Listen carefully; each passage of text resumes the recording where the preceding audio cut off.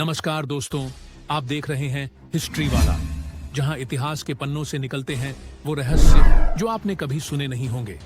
यहां आपको मिलेंगे ऐसे सच्चे किस्से जो आपको चौंकाने वाले हैं और पूरी तरह रोमांच से भरपूर हैं। तो जुड़िए हमारे साथ। तो सब्सक्राइब कीजिए चैनल को और बेल आइकन दबाना न भूलें ताकि कोई वीडियो आपसे मिस न हो जाए। तो चलिए शुरू करते हैं। 17वीं सदी का समय था। भारत की धरती मुगलों, अंग्रेजों और दूसरे विदेशी ताकतों के बीच झूल रही थी। लेकिन पश्चिमी भारत के सह्याद्री पर्वतों के नीचे एक वीर मराठा योद्धा उभर रहा था, छत्रपति शिवाजी महाराज। उन्हें पता था कि अगर मराठा साम्राज्य को टिकाना है तो केवल थल सेना नहीं बल्कि समुद्री सुरक्षा भी अत्यंत जरूरी है। और यहीं से शुरू होती है मराठा नौसेना की गौरव गाथा, जो भारतीय इतिहास का एक छुपा हुआ लेकिन ताकतवर अध्याय है। शिवाजी महाराज ने सबसे पहले यह समझा कि समुद्री मार्ग से भारत में व्यापार और आक्रमण दोनों आते हैं। पुर्तगाली, डच, अंग्रेज सभी समुद्र के रास्ते आए थे। ऐसे में अगर समुद्र पर नियंत्रण न हो तो दुश्मन को रोकना असंभव है। इसीलिए उन्होंने एक मजबूत, संगठित और स्वतंत्र मराठा नेवी की नींव रखी। शिवाजी महाराज ने कोंकण तट पर कई सामरिक दृष्टि से महत्वपूर्ण किले बनवाए। सिंधु दुर्ग किला, जो समुद्र के बीचों बीच एक चट्टान पर बना था, उनकी इस रणनीति का प्रतीक था। किले के निर्माण के लिए विशेष तकनीकों का इस्तेमाल किया गया ताकि समुद्र की लहरें भी उसका कुछ न बिगाड़ सकें।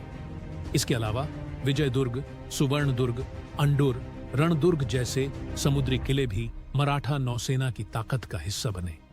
अब मराठा साम्राज्य सिर्फ जमीन पर नहीं, समुद्र पर भी खड़ा हो रहा था।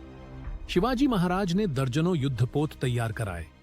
इन जहाजों को गलबत, गुरबड़, पल जैसे नामों से जाना जाता था। ये हल्के लेकिन मजबूत थे और तेजी से आगे बढ़ सकते थे। इन पर तोपें, गोला बारूद और सैनिक सवार रहते थे। शिवाजी महाराज के बाद जब मराठा नौसेना को सबसे शक्तिशाली बनाया, वो नाम था सरखेल कान्होजी आंग्रे का। सरखेल का मतलब होता है एडमिरल, यानी नौसेना का प्रमुख। कान्होजी आंग्रे ने समुद्री दुश्मनों को नाको चने चबवा दिए। अंग्रेज, डच, पुर्तगाली कोई भी उनके सामने टिक नहीं पाया। कान्होजी ने अलीबाग को मुख्य नौसैनिक अड्डा बनाया और वहां से पूरे कोंकण तट पर नियंत्रण जमा लिया। उन्होंने एक तरह से अरब सागर पर मराठा झंडा लहराया। अंग्रेजी जहाजों को पकड़कर भारी कर वसूला जाता और कभी-कभी उनके जहाज जब्त भी कर लिए जाते। इससे ईस्ट इंडिया कंपनी बौखला गई। कई बार अंग्रेजों ने पुर्तगालियों और डच्चों के साथ मिलकर कान्होजी आंग्रे के खिलाफ संयुक्त नौसैनिक हमला किया, लेकिन हर बार उन्हें हार मिली। एक बार तो अंग्रेजों ने मुंबई से युद्धपोतों का बेड़ा भेजा, लेकिन आंग्रे ने उन्हें समुद्र में घेर कर तबाह कर दिया। कान्होजी आंग्रे ने केवल समुद्री लुटेरों से नहीं बल्कि एक संगठित नौसेना के तौर पर विदेशी ताकतों से लड़ाई लड़ी।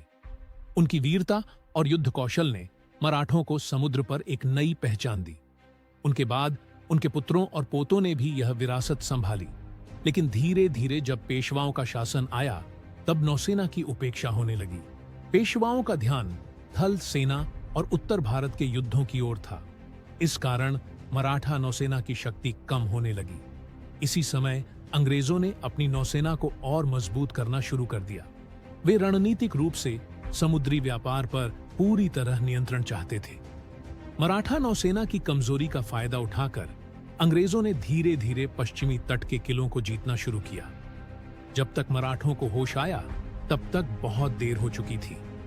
धीरे धीरे सिंधु दुर्ग, विजय दुर्ग, कोरलई जैसे किले अंग्रेजों के हाथों में चले गए। मराठा साम्राज्य का समुद्री प्रभुत्व समाप्त हो गया। लेकिन मराठा नौसेना ने जो परंपरा छोड़ी, वह आज भी भारतीय नौसेना में जीवित है। भारतीय नौसेना का ध्वज, उसकी परंपराएं और युद्धपोतों के नाम, सभी में मराठा नौसेना की छाप देखी जा सकती है। आज भी आईएनएस आंग्रे भारत की पश्चिमी नौसेना कमान का एक महत्वपूर्ण अड्डा है, जो कान्होजी आंग्रे की स्मृति में नामित है। यह कहानी सिर्फ युद्ध की नहीं बल्कि दूरदृष्टि, रणनीति और साहस की भी है।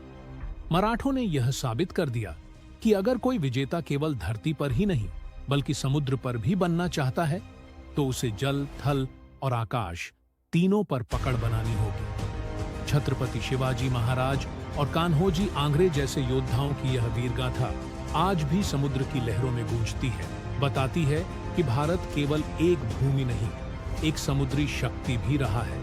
इतिहास ने भले ही इसे नजरअंदाज कर दिया हो, लेकिन यह गाथा हमारी प्रेरणा बननी चाहिए। अगर आपको यह वीरता से भरी कहानी पसंद आई हो तो इसे लाइक जरूर करें, अपने दोस्तों के साथ शेयर करें और हमारे चैनल को सब्सक्राइब करें।